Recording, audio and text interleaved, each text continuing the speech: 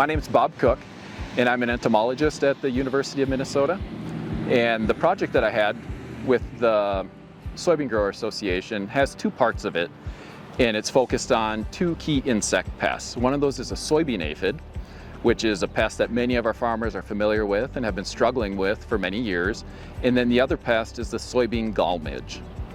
For the soybean gall midge, which is a new pest, and like literally new, not just new to Minnesota, but new to science. Prior to 2019, this thing didn't even have a scientific name. And what we're trying to do for this project is to see if there are any soybean lines or soybean varieties that have natural resistance to the pest.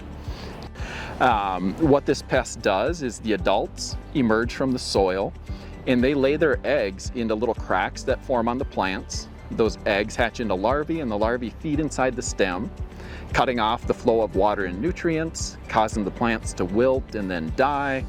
And then obviously that's going to cause yield losses.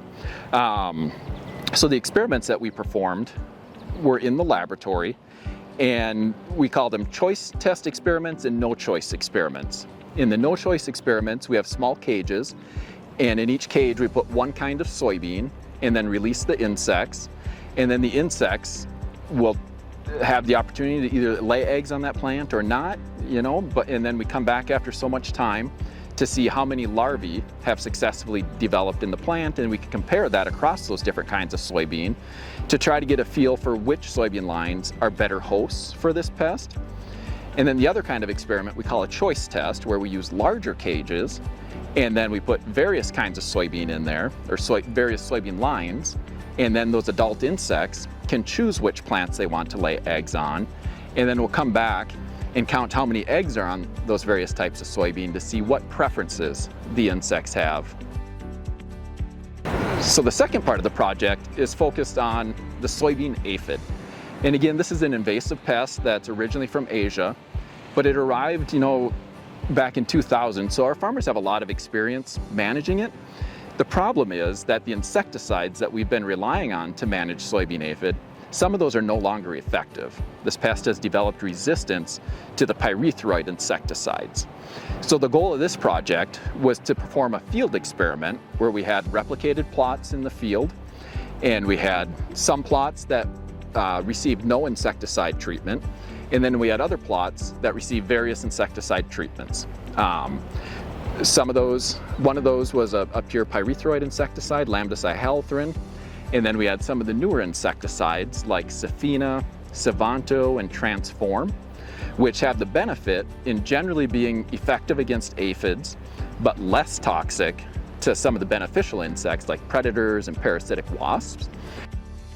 So the experiment that we performed last year, we certainly had pyrethroid resistance in those populations where the plots that received the pyrethroid application, again that was lambda-cyhalothrin, or the Warrior is the product name, those Warrior treated plots ended up having 10 times more soybean aphids than plots that received no insecticide.